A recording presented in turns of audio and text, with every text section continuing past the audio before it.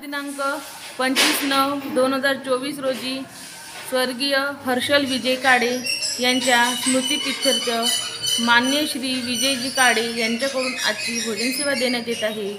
तरी नंददीप फाउंडेशन त्यांचे शतशः आभारी आहे।